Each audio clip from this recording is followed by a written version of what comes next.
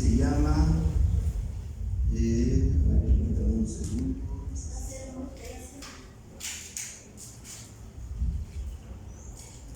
Ok. Mire, al final de la clase que dura máximo 20 minutos, le vamos a entregar una hojita con 5 preguntas. Es muy sencillo y usted le vamos a dar un tiempo para que usted responda.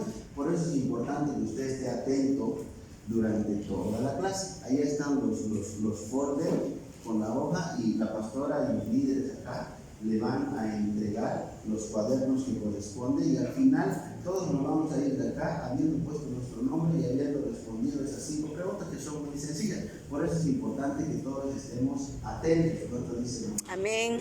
¿Cuántos quieren aprender? Amén. Gloria a Dios. Academia de Obreros. Ya hemos estado viendo el tema de selección. Que Jesús lo primero que hizo antes de iniciar su ministerio fue elegir personas a través de los cuales Él iba a transferirles su vida. Les iba a enseñar cómo vivir, porque después estas personas iban a ser las que iban a poblar el mundo con el Evangelio de Cristo. Y son esas personas que recibieron la transferencia de vida de parte de Jesús, que después estuvieron dispuestos a morir catastróficamente. Pedro fue crucificado por la cruz abajo. Juan el Bautista fue echado en una olla de aceite hirviendo. El apóstol Pablo fue decapitado. Miren, pero nadie negó su fe. Todos quisiéramos tener ese nivel de fe que Dios demanda de nosotros, porque ya está bien, tenemos mucho tiempo, se nos ha explicado, se nos ha predicado respecto de la palabra de Dios, pero llegar a ese nivel de tener ese compromiso, esa intimidad, esa relación con Jesús de Nazaret, solo el Espíritu Santo lo va a hacer, y para eso necesitamos estar formados, necesitamos aprender. ¿Cuánto dicen? Amén. ¿Qué aprovechará el hombre, dice la palabra, si ganara todo el mundo y perdiere su alma? ¿O qué recompensa dará por su alma? Usted sabe que nuestro paso acá en la tierra es temporal, es fugaz, y que usted todo lo que consiga no se va a poder llevar nada, pero depende cómo usted viva, porque hay una eternidad esperando por usted. El reino de los cielos junto a Jesús, o la condenación eterna junto a los que lo rechazaron. No lo digo yo, lo dice la Biblia. Pastor, usted me está asustando. No es la idea. ¿Amén? No es la idea. Porque el seguir a Jesús no es por obligación. No se trata de mandatos. El seguir a Jesús es una cuestión de amor. Usted va a seguir a Jesús porque lo ama. Y usted lo va a amar a Él porque Él lo amó primero. ¿Y sabe cuál es la máxima demostración de amor? Es que Él murió en la cruz del Calvario por usted y por mí. ¿Cuándo dice? Amén. Entonces, habiendo aprendido ya lo que es la selección, vamos a entrar al segundo módulo de la Academia de Obreros. Pero pastor, yo no estuve en el primer módulo. No importa. Vamos a aprender hoy. Miren, el segundo módulo se llama asociación. Mire, la palabra de Dios en Juan 18 dice: y el sumo sacerdote preguntó a Jesús acerca de sus discípulos y de su doctrina. Jesús le respondió: yo públicamente he hablado al mundo, siempre he enseñado en la sinagoga y en el templo, donde se reúnen todos los judíos, y nada he hablado en lo oculto. Mire, la esencia del programa de preparación de Jesús respecto de estos discípulos que les acabo de mencionar fue estar con ellos, mantenerlos cerca de Él. Esa fue su escuela y su programa de estudios. El discipulado no son clases con enseñanza. El discipulado es permanecer con Jesús, al lado de Jesús. ¿Cómo es eso, pastor? Que yo incluya a Jesús en todos los planes y aspectos de mi vida, que no pueda iniciar mi día sin tomarlo en cuenta. Le pregunto, ¿cuán involucrado está Dios en sus asuntos personales? No, yo puedo solo con mi trabajo, pastor. No necesito a Jesús ahí. Mire, está cometiendo un error. porque su palabra dice que sin Él nada es posible hacer. Pero pastor, yo sé encargarme de mi familia, porque yo tengo un buen trabajo. Pastor, ya yo sé suficiente. Mire, usted tiene que tener un corazón, un discípulo tiene un corazón humilde que dice, necesito de ti, quiero permanecer contigo, porque sé que contigo las cosas van mejor, porque sé que contigo mi corazón es sanado, porque sé que contigo mi familia es transformada, porque sé que contigo puedo llegar mucho más allá de lo que puedo llegar con mis propias fuerzas. Amén. Necesito rendirme y echar por fuera la rebeldía que hay en mi corazón. ¿Cuántos dicen amén? Amén. Permanecer con ellos. Ese fue el segundo punto. Está en Juan 1. Miren lo que dice la palabra de Dios en el verso 38. Y volviéndose Jesús y viendo que le seguían, hablaba de sus discípulos, les dijo: ¿qué buscáis? Y le dijo: Rabí, que traducido es maestro, ¿dónde moras? Hablaba Jesús con Andrés y Juan, los primeros dos discípulos. Les dijo: venid y ved. Fueron y vieron dónde moraba y se quedaron con él aquel día, porque era como la hora 10. Miren, el discipulado al cual el Señor quiere llevarte es a tener o a llevar una vida con Él. No es a aprender algo, a terminar un examen y un ciclo de aprendizaje o graduarte de una escuela, no. El discipulado que Él quiere contigo es llevarte a morar con Él. Cuando los discípulos le preguntaron: ¿dónde te vamos a seguir, maestro? Venga a vivir conmigo. Y mientras viven conmigo, yo transformo su corazón, desafío su mente, renuevo su mente y hago que todas las cosas que para ustedes es imposible, la hagan posible, pero estando conmigo. Jesús dijo: ¿dónde te vamos a seguir? Y Jesús les dijo: vengan conmigo, a morar conmigo. La invitación de Jesús no es para que lo recibas como tu Señor y Salvador y sigas viviendo tu vida a tu manera. La invitación de Jesús es irte a vivir con Él y morar con Él, porque mientras vive con Él, tu corazón es sanado, es transformado, tu familia es restaurada. ¿Cuántos dicen? Amén. Tus necesidades son suplidas. Amén. Dice la palabra de Dios. Mire,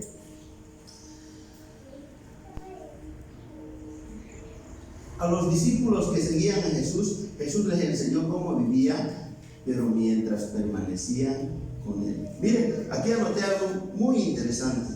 Un sermón viviente, transferencia de vida, vale más que 100 explicaciones.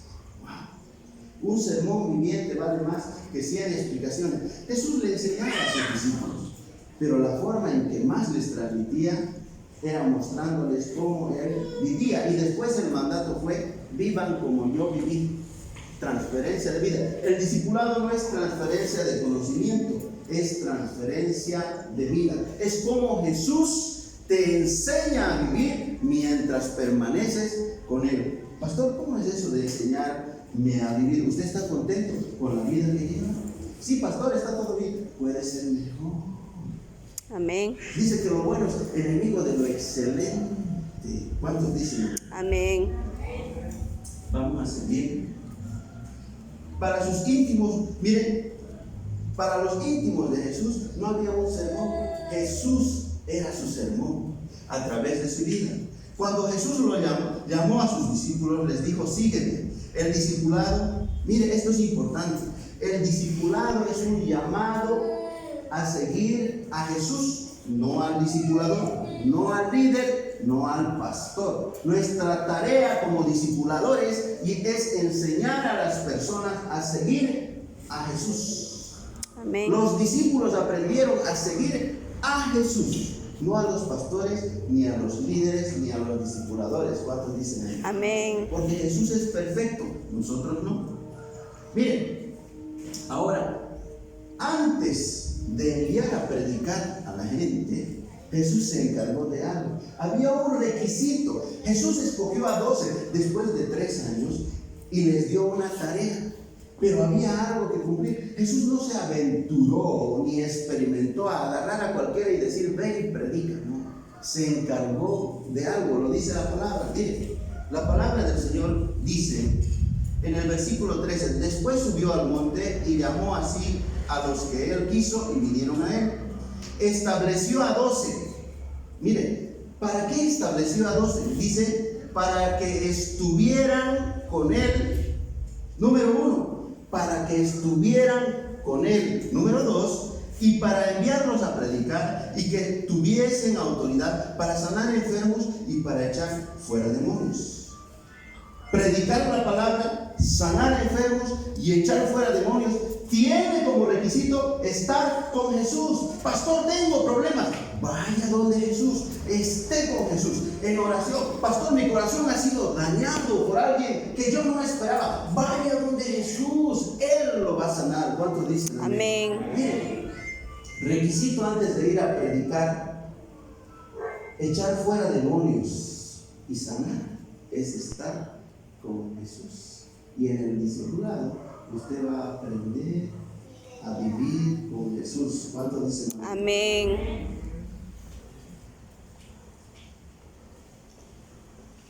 Voy a terminar con estos 3 puntos que considero vitales en la vida del cristiano y en lo que es el discipulado. En este punto de asociación en la clase 1 vamos a hablar sobre lo que es la paternidad espiritual. Paternidad espiritual. Mire, en 1 Corintios 4:15, mire, dice el apóstol Pablo, le habla a sus discípulos, dice, porque aunque tengáis 10,000 años en Cristo, años en la antigüedad eran las personas que se encargaban de llevar a los hijos de los ricos a la escuela, se encargaban de instruirlos, eran como los tutores, eran como los instructores. Y el apóstol Pablo dice, aunque tengáis 10,000 instructores, no tendréis muchos padres, dice, pues en Cristo Jesús yo os engendré por medio del Evangelio. El apóstol Pablo le estaba diciendo a sus discípulos, yo voy a ser su padre espiritual, yo voy a ejercer paternidad sobre ustedes. ¿Y qué es un padre espiritual? Lo dice la palabra, no es alguien que solamente instruye, es alguien que se encarga de su hijo, que se encarga de su crecimiento, de sus necesidades, de su formación, se encarga de él cuando tiene problemas y dificultades. Ese es un padre espiritual. Amén. Amén. Miren, le voy a leer y quiero que preste atención lo que dice en la Nueva Versión Internacional, 1 Corintios 4:15, dice, de hecho, aunque tuvieran ustedes miles de tutores en Cristo, padres sí que no tienen muchos, porque mediante el Evangelio yo fui el Padre que los engendró en Cristo Jesús. Wow. Diga conmigo, paternidad espiritual. Mire acá, todos necesitamos paternidad espiritual.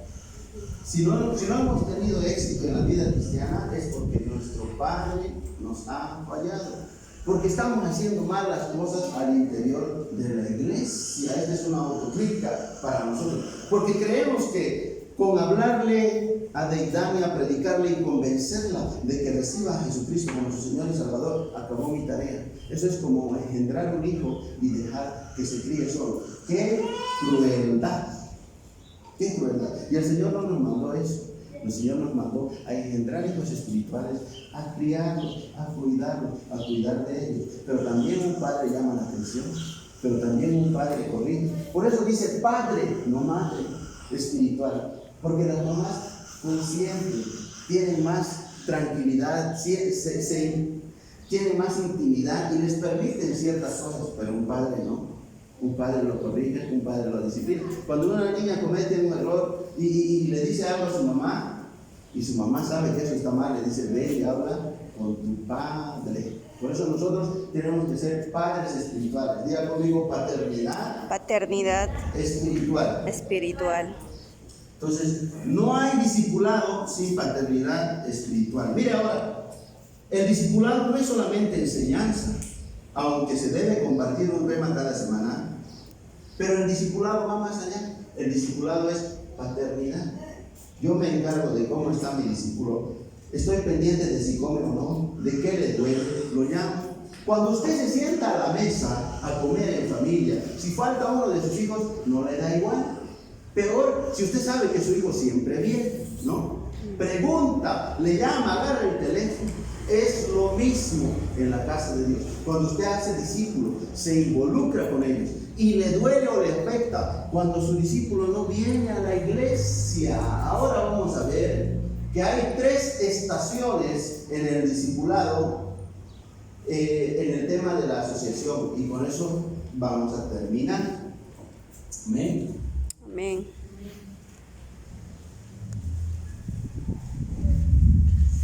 En Gálatas 4:19 dice la Nueva Versión Internacional: queridos hijos, por quienes vuelva a sufrir dolores de parto hasta que Cristo sea formado en ustedes. En asociación, al ejercer paternidad espiritual involucra tiempo, involucra inversión económica, pero sobre todas las cosas involucra amor. Jesús no ve a las personas como objeto de discipulado. Jesús ve a las personas como objetos de amor. ¿Cuántos dicen? Amén. Un pastor que empezó a hacer el discipulado allá en Estados Unidos estaba preparando un mensaje porque había sido invitado a una casa a predicar de unos vecinos nuevos que habían llegado. Le dijeron: pastor, nosotros somos nuevos en el vecindario, venga, visítenos. Y el pastor quería preparar el mejor mensaje de modo que los pueda convencer de seguir a Jesús. Y mientras preparaba su mensaje en la tarde, el Espíritu Santo le dijo: ve y corta el césped de su jardín. Él de inmediato lo reprendió y dijo: Señor, por favor, estoy concentrado, quiero preparar la palabra para esa familia. Y el Espíritu Santo le dijo: ve y corta el pasto del jardín de tus vecinos. Fue tan consistente que el pastor dice: ese fue el mejor sermón que di en mi vida. Suplir la necesidad de una familia. Jesús no te ve como objeto de evangelización. Jesús te ve como objeto de su amor. ¿Cuántos dicen? Amén. Aquí hay un tema importante. En Hechos 11:26 dice: y cuando lo encontró, lo llevó a Antioquía durante todo un año. Se reunieron los dos con la iglesia y enseñaron a mucha gente. Fue en Antioquía donde a los discípulos se les llamó cristianos por primera vez. Son llamados cristianos después de ser discipulados. Después de ser discipulados, no es al revés. Nosotros primero nos llamamos cristianos y después somos discipulados. La palabra en Hechos 11:26 dice que a los discípulos se les llamó cristianos solo después de que fueron discipulados. Porque un discípulo de Jesús habla como Jesús, piensa como Jesús, hace lo que Jesús dice. Los llamó cristianos porque se parecían a Cristo. ¿Cuántos dicen amén? Amén. Tenemos que pasar, y con esto termino, y esto es muy revelador. 3 estaciones en el discipulado, en la asociación, para poder ejercer y predicar la palabra de Dios. 3 estaciones. Mire, voy a leer. En 2 Reyes 2, versículos del 1 al 14 dice: Eliseo sucede a Elías. Aconteció que cuando quiso Jehová alzar a Elías en un torbellino al cielo, Elías venía con Eliseo a Gilgal. Y dijo Elías a Eliseo: quédate ahora aquí, porque Jehová me ha enviado a Betel. Diga conmigo: Betel. Betel. Y Eliseo dijo: vive Jehová y vive tu alma, que no te dejaré. Descendieron pues a Betel. El primer lugar, la primera estación en este viaje de discipulado al cual el discipulador Jesús de Nazaret te va a llevar es a Betel. ¿Sabe qué es Betel? ¿Cuál es la traducción de Betel? Es casa de Él. El discipulador debe llevar a los discípulos a vivir con Jesús, a encontrarse con Él, a aprender de Él, a amarlo, a servirlo. Esa es la primera estación, pero no se quede ahí, todavía hay camino por recorrer. Mire. Y saliendo a Eliseo, los hijos de los profetas que estaban en Betel, le dijeron: ¿sabes que Jehová te quitará hoy a tu Señor sobre ti? Y él le dijo: sí, yo lo sé, callad. Miren, Y Elías le volvió a decir: Eliseo, quédate aquí, porque Jehová me ha enviado a Jericó. Y él le dijo: vive Jehová y vive tu alma, que no te dejaré. Vinieron pues a Jericó. Después de llevarte Jesús a Betel, a conocerlo, a amarlo, a estar con él te va a llevar a Jericó en el proceso de discipulado. Pero pastor, ¿qué es Jericó? Jericó es la tierra prometida. Jericó es el lugar donde las bendiciones que tú le estabas pidiendo a Dios vienen a tu vida. Amén. Cuando aprendes a estar en Betel, a morar con Jesús, las bendiciones vienen, porque la próxima estación es Jericó.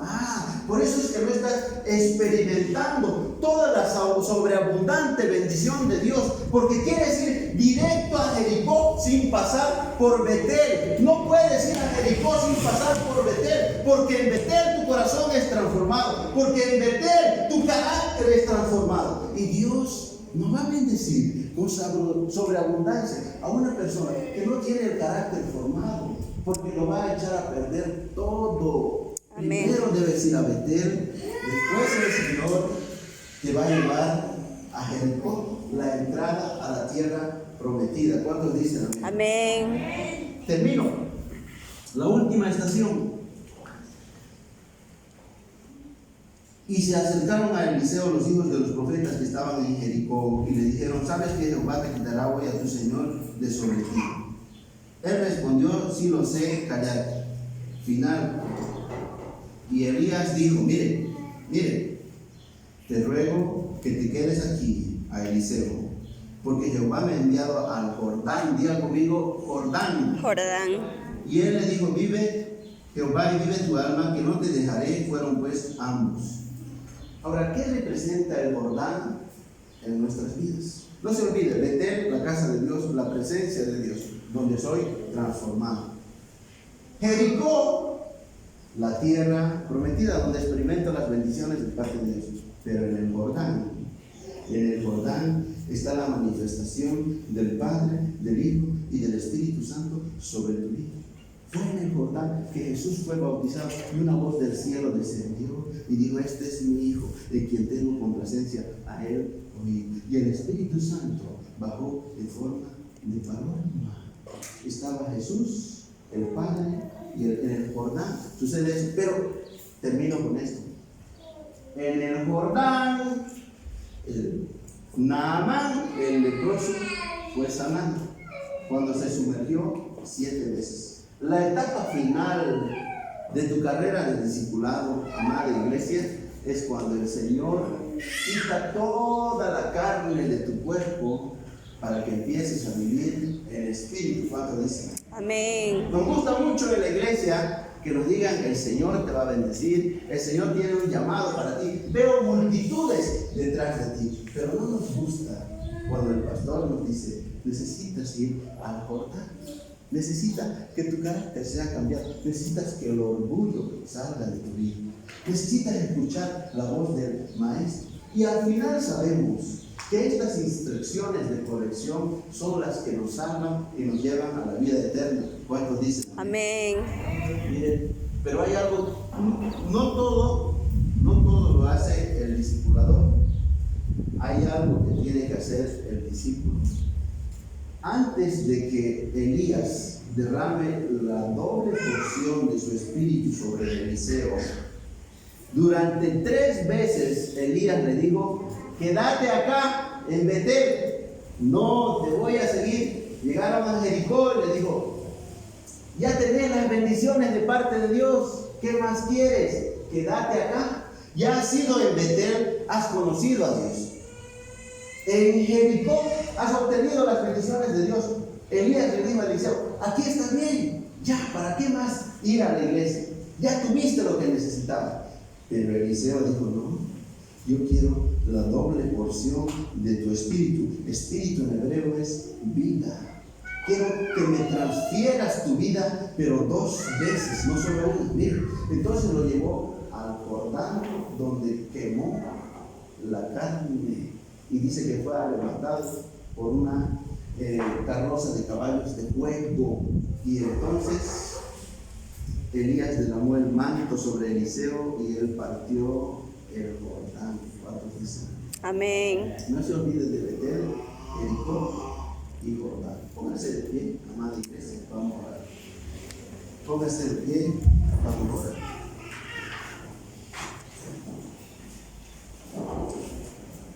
Cierre sus ojitos ahí. Cierre sus ojitos ahí. Qué preciosa la palabra del Señor.